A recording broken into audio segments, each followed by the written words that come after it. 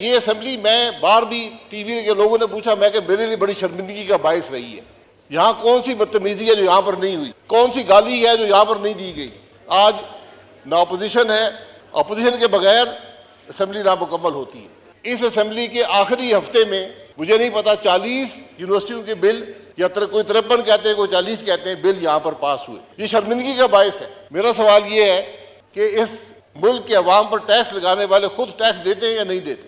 इस पिछले 5 साल में जो लेजिस्लेशन हुई है इस ऐवान ने की है, उसका रिकॉर्ड मंगा लें। मैं आपको दावे से कहता हूं, एक कानून भी अवाम की सहूलत के लिए नहीं है, सब हुकूमत की सहूलत के लिए है। लाइनें लगी हुई हैं असले की परमिट लेने के लिए। क्या कोई निज़ाम नहीं बन सकता? एक निज़ाम बना दें, हर पाकिस्तानी शहरी को असला रखने की इजाज़त है। नादरा का कानून आपके पास है, नादरा के कार्ड में डालें, जो मर्जी असला रखे। मैं 10 क्लैशिकों में रखना चाहता हूँ, मेरी मर्जी है। ये कौन सा निज़ाम है कि मिनिस्टर साइन करेगा, सेक्रेटरी साइन करेंगे, MNA यहाँ लोगों के सामने धक्के खा रहे, बदनाम हो रही है? कौन सा निज़ाम है? इसी की सहूलत कर दें कि जो पिछले 5 साल में असेंबली में हुआ वो हम सब के लिए बड़ी शर्मिंदगी का बायस है और हमें उससे सबक लेना चाहिए। आपके सामने यहाँ पर इस असेंबली के स्टाफ के हिसार में लीडर ऑफ अपोजिशन ने तकरीर की। आप यहाँ मौजूद थे, यहाँ जुबान बंदी थी। मैं 5 साल में सिर्फ एक दफा 10 मिनट के लिए तकरीर कर सका। यहां पर इस तरफ बैठे हुए फ्रंट बेंच का हर आदमी जेल गया, लेकिन स्पीकर साहब को यह तौफीक नहीं हुई कि उसके प्रोडक्शन ऑर्डर जारी कर सके। यह बुनियादी हक होता है असेंबली के मेंबर का कि अपने इलाके की नुमाइंदगी कर सके। इन सब बातों में सबक हैं। आपका स्टाफ भी यहां बैठा रहा। यहां कौन सी बदतमीजी है जो यहां पर नहीं हुई? हमने भी की, इसमें कोई शुबा नहीं है। कौन सी गाली है जो यहां पर नहीं दी गई? आज ना अपोजिशन है, अपोजिशन के बगैर असेंबली नामुकम्मल होती है। इन सब बातों से हमने सबक हासिल करना है। मुल्क के अवाम देखते हैं, हमसे तवक्को रखते हैं। तो मैं ये असेंबली मैं बार भी टीवी के लोगों ने पूछा, मैं कि मेरे लिए बड़ी शर्मिंदगी का बायस रही है। 85 से हम देख रहे हैं हर असेंबली में अखलाकी कदरें, जमहूरी कदरें, पार्लिमानी रवायात ज़वाल पजीर हैं, लेकिन 18 से 23 तक ये ज़वाल इस तरह गया। ये अब हम सब की जिम्मेदारी है जो अगली दफ़ा आएंगे कि इस असेंबली की तौकीर को बहाल करें, इसकी साख को बहाल करें, और वो हमारे अमल से होगा, बातों से नहीं होगा। असेंबली की छत पर बड़े झंडे लहराने से नहीं होगा।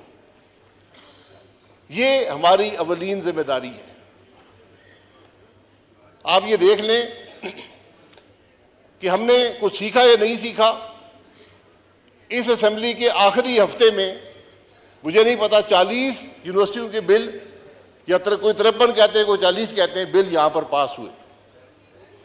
ये शर्मिंदगी का बायस है। हमें सोचना चाहिए कि लोग क्या सोचते होंगे, हम क्या जवाब देंगे। आज इल्जाम लगते हैं इस असेंबली के मेंबरान पर।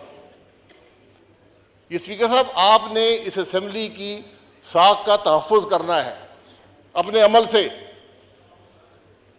आपको रोकना चाहिए था इन बातों को। ये वो चीजें हैं जिससे पाकिस्तान के अवाम हमें तोलते हैं, हमें नापते हैं कि किस किस्म के लोग हैं। यहां आम तासुर ये है कि असेंबली के मेंबरान सारे करप्ट हैं। लोग हमें अच्छी निगाह से नहीं देखते और हम अपने अमल से साबित करते हैं कि उनकी बात दुरुस्त है। असेंबली के मेंबर की तनख्वाह क्या है, ये आपने कभी बताया किसी को? क्यों सेक्रेटरी साहब, क्या 60,000 रुपया, क्या कितनी तनख्वाह है?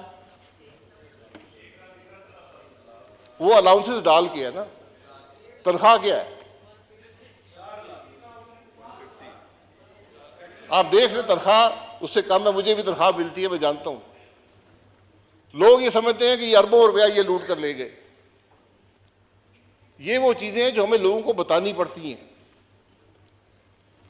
क्या इस असेंबली का मेंबर अपने गाड़ी के खर्चा भी पूरा कर सकता है उस तनख्वाह से? ये सब बैठे हुए हैं। पाकिस्तान की हर असेंबली ने तनख्वाह, मैं तनख्वाह बढ़ाने की बात नहीं कर रहा, मैं एक हकीकत की बात कर रहा हूं। इसलिए असेंबली जब भी आए, आप मौजूद होंगे यहां पर, उनको अल्लाह करे आप भी स्पीकर रहें, उनको सबक दें कि इस असेंबली की बेतौकीदी ना हो, असेंबली का तौकीर जो है वो बहाल रहे।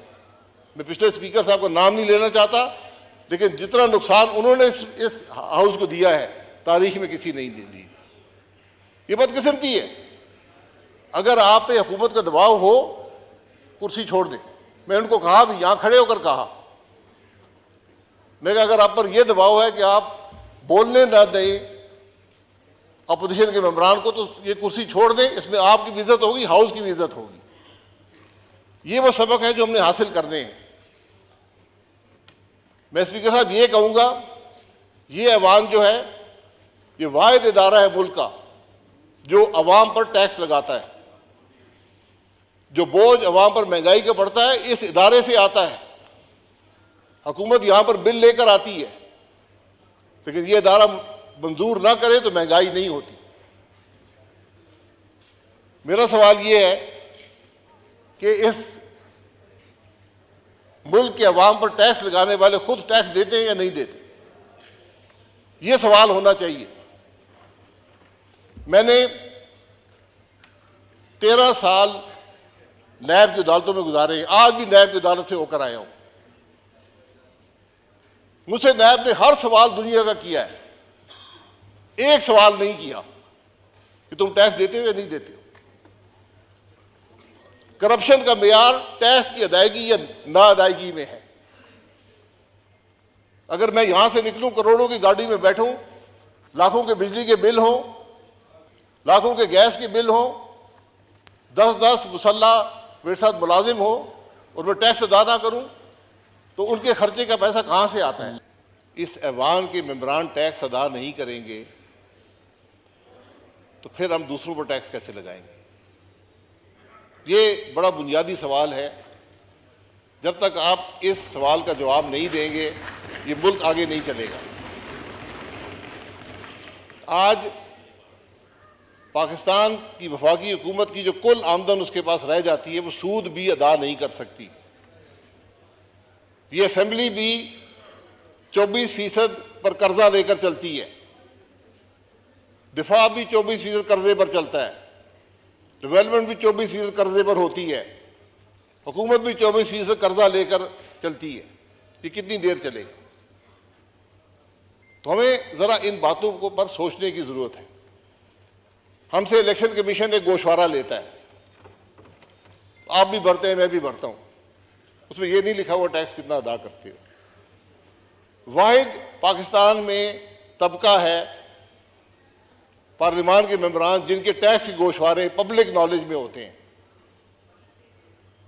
वो रिकॉर्ड शाया होते हैं, नोटिफिकेशन गैजेट में शाया होते हैं, हर आदमी पढ़ सकता है ये आदमी कितना टैक्स देता है। तो कोई बात ढकी छुपी नहीं है। इसलिए हम सब की जिम्मेदारी है कि अपने अमल से, यही लीडरशिप होती है।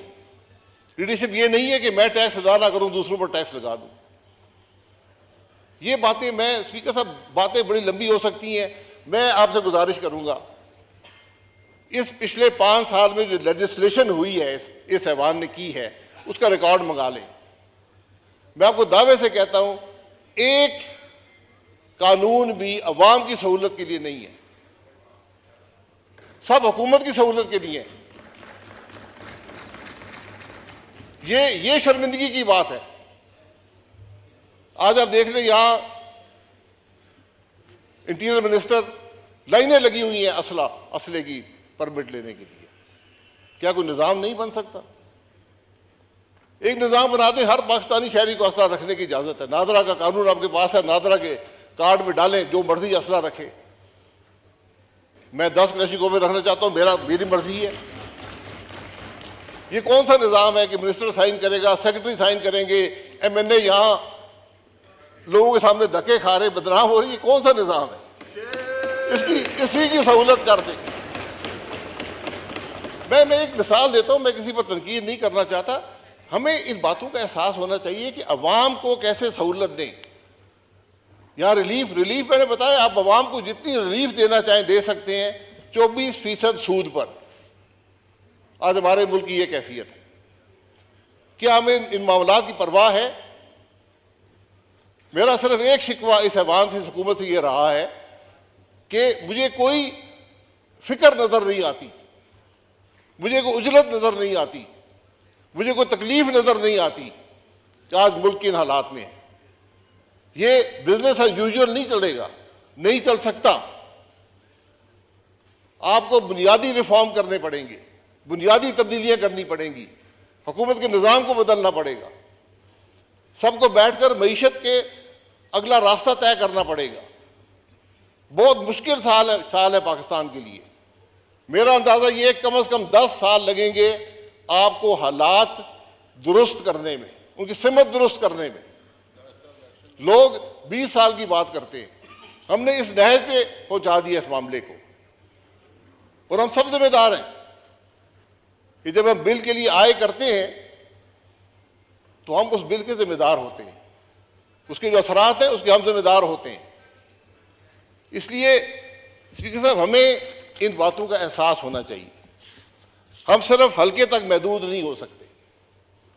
हुकूमत अवाम के मामलात से अलहदगी इख्तियार नहीं कर सकती। जो कुछ माजी में हुआ वो सब, मैं हमेशा कहता हूं ट्रुथ कमीशन बढ़ा दें, मुल्क के अवाम को हकायक का पता चले कि इस मुल्क के हालात हैं क्या और क्यों हुए हैं। मैं बड़ी बड़ी तल्ख हकायक है इस मुल्क के, लेकिन हमने अपनी तारीख को भी मसख कर दिया। हमें हकीकत का इल्म नहीं है कि मुल्क के अंदर हुआ क्या है, किसने क्या किया। सजाएं को छोड़ें, सजा जजा अल्लाह ताला पे छोड़ दें, तो कम से कम हकायक तो अवाम के सामने रखें। ये आपका बहुत मशकूर हूँ, ये चंद बातें रखनी थी, लेकिन जिम्मेदारी हम सब की है। अगर हम कोई गलत काम करेंगे, गलत भर्ती करेंगे, इस अवाम के मेंबर होकर, वजीर होकर हमने निज़ाम को तबाह कर दिया। लोगों का एतमाद उठ जाता है। आज अवाम का एतमाद हुकूमत के निज़ाम पर उठ गया है। आपको उसको दुरुस्त करना है, लेकिन दुरुस्त बातों से नहीं होगा, उल्टे सीधे कवानीन बनाने से नहीं होगा, अमल से होगा। ये बात जो भी कल ऐवान में आए उनको आप ज़रूर हमारी तरफ से पैगाम दें कि जनाब ये बातें हैं, आप सिमत दुरुस्त करें, मामले को आगे चलाएं, फिर मुल्क की दुरुस्ती होगी। बहुत शुक्रिया।